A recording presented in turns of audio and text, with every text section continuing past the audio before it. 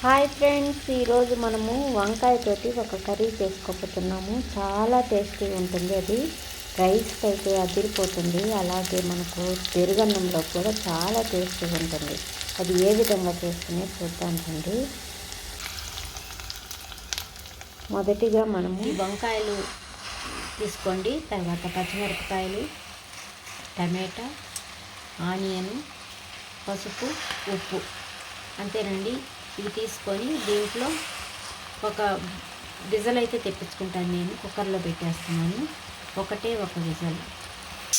మీరు విడిగా కూడా ఉడికించుకోవచ్చండి.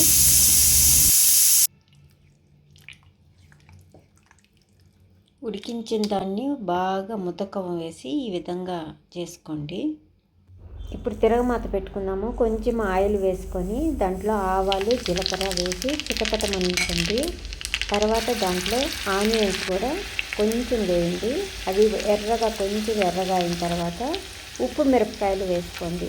ఇవేనండి చల్ల మిరపకాయలు అంటారు, ఉప్పు మిరపకాయలు అంటారు, ఒక్కొక్క దగ్గర ఒక్కొక్క రకం అంటారు. తర్వాత కరివేపాకు వేసుకోండి. ఈ ఉప్పు మిరపకాయలు వేయడం వల్ల కూర చాలా టేస్ట్ వస్తుంది. ట్రై చేయండి. మీ దగ్గర ఉంటే మాత్రం ఉప్పు మిరపకాయ వేసుకోండి. ఈ విధంగా తిరగమాత పెట్టేసుకొని ఇంకా టేస్ట్ చేయడమేనండి.